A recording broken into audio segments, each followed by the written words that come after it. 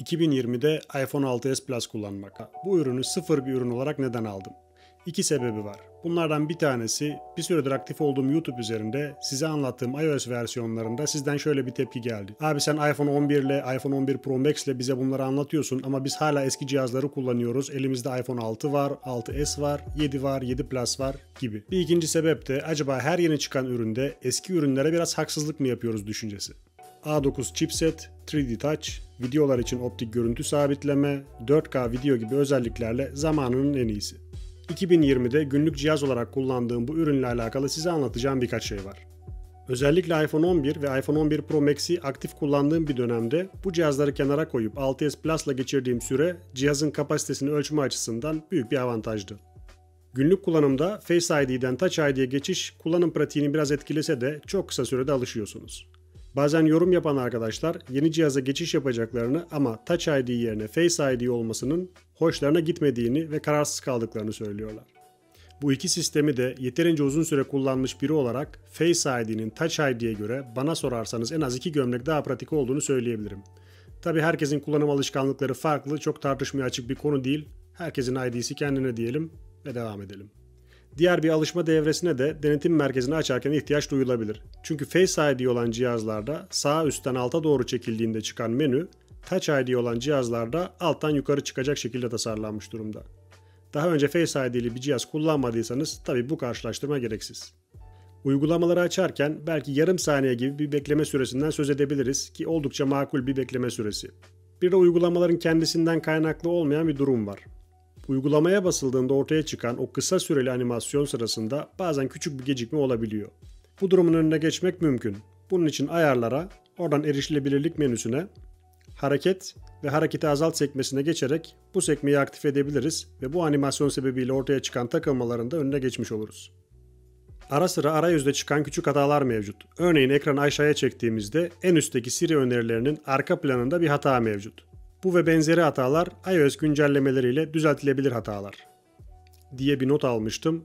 Tabii ben bu videoyu hazırlarken çıkan yeni iOS güncellemesiyle bu hata da ortadan kaldırıldı. Dolayısıyla size şu anda gösteremiyorum ama bu tarz hatalar sürekli gelip gidiyor. O yüzden bunlar yeni güncellemelerle ortadan kalkabilir hatalar. Cihazlarla pek alakası yok. Sosyal medya uygulamaları, YouTube, Office ve Mail uygulaması benim sıklıkla kullandığım uygulamalar.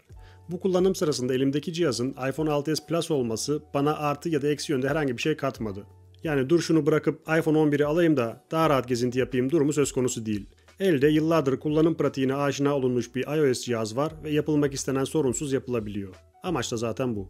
Fotoğraf ve video kalitesi bana sorarsanız 2020 yılında piyasada mevcut birçok üründen çok daha iyi durumda. Fotoğraf konusu aslında başlı başına bir video içeriği oluşturur. Ancak sadece telefonun yeteneklerinden ziyade kişinin ışığı, kompozisyonu nasıl kullanacağı ve yaratıcılığıyla da alakalı şeyler.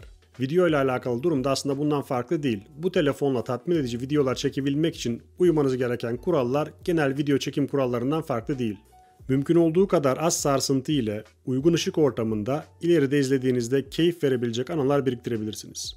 6s Plus'ın selfie kamerasını günümüzde idare eder sınıfında değerlendirebilirim. Karanlık ortamlarda yeni cihazlardaki kameraların gösterdiği performansı doğal olarak gösteremiyor. Ama bunun bir gece kamerası olmadığını da unutmamak lazım. Tarz olarak aynı ama birbirleriyle alakasız iki oyun oynadım. Bunlardan bir tanesi Need for Speed, bir diğeri de Hill Climb 2 adlı oyunlardı. Özellikle Need for Speed, grafikleri ve oyun içindeki efektleriyle hiç de küçümsenmeyecek bir kalite sunuyor. Kendinize lüks problemleri yaratmak ve yeni cihaz için bahane üretmek isterseniz size yine de açık kapı bırakayım. Özellikle video izlerken ya da cihaz üzerinde kulaklık olmadan müzik dinlerken ses kalitesinin güncel cihazların kalitesinden oldukça uzak olduğunu fark edeceksiniz. Kulaklık kullananlar için sıkıntı yok. Ancak örnek veriyorum, evde tek başınızasınız ve YouTube üzerinden birkaç video izleyeceksiniz. Bunu da kulaklıkla değil, direkt olarak cihazın hoparlöründen yapacaksınız. Ses yoğunluğu elbette yeterli ama ses kalitesi artık ortalama diyebileceğimiz bir seviyede. Aynı şey oyun oynarken de geçerli. Bir diğer konu da belki de en yeni cihazlardan iPhone 6s Plus'a geçtiğim için geçerli. Bu artı ya da eksi bir şey mi? Bunun kararını siz verin ama iPhone 6s Plus kullanırken cihazı iPhone 11 kullandığım sürelerden daha az kullandığımı fark ettim. Yeni cihazlardaki kullanım keyfi, sunduğu görsel ve işitsel kalite bizi telefonu ihtiyacımız dışında da kullanmaya itiyor. Cihazı elimize alıyoruz ve amaçsızca Instagram ya da Twitter'a girip birkaç sayfa gezindikten sonra yine kapatıyoruz. Uygulamalar çeşitlilik gösterebilir ama durum böyle. Bu aşamada iPhone 6s Plus ve benzeri daha eski cihazlar aslında çok faydalı ürünler olabilir. Çünkü gereksiz kullanımın önüne geçen bir rolleri var gibi görünüyor. Normalde iPhone 11 ve iPhone 11 Pro Max kullanırken 6-7 saatlik açık ekran sürelerine ulaşırken iPhone 6s Plus kullandığım dönemde açık ekran sürelerim yaklaşık 3,5 saat civarındaydı. Bu bahsettiğim kesinlikle pil performansı ile alakalı değil, tamamen az önce bahsettiğim sebeplerden cihazı kullanma isteği ile alakalı durumlar. Tabi doğal olarak bu kullanım pratiğinde de 1 ya da 1,5 güne kadar bir kullanım süresi sunabiliyor bana iPhone 6s Plus. Cihazı 2 ay önce sıfır olarak aldığımı ve %99 pil sağlığıyla kullandığımı düşünürsek bu sürelere ulaşmam normal görünüyor. Şahsi tecrübelerimden yola çıkarak şunu size çok rahatlıkla söyleyebilirim. iPhone 6s Plus 2020 yılında hala rahatlıkla kullanılabilecek bir cihaz. Ancak diyelim ki bu cihazdan daha eski bir cihaza sahipsiniz ve telefonunuzu güncellemek istiyorsunuz. iPhone 6s Plus yerine ya da iPhone 6s yerine daha yeni bir ürüne geçmenizi tavsiye ederim. Çünkü bu ürünün güncelleme alma ömrü artık çok kısaldı. Yeni aldığınız cihazın en azından 2 sene güncelleme almasına dikkat edin. iOS bu cihazlardan desteğini çekene kadar telefonu kullanmanızı öneririm. Hoparlörünün ses kalitesi, yarım ya da 1 saniyelik bekleme süreleri, selfie kamerasının kalitesi tabiri caizse lüks problemleri olarak adlandırılabilir. Cep telefonlarını ya da mobil teknolojileri yakından takip etmek çok güzel ve keyifli.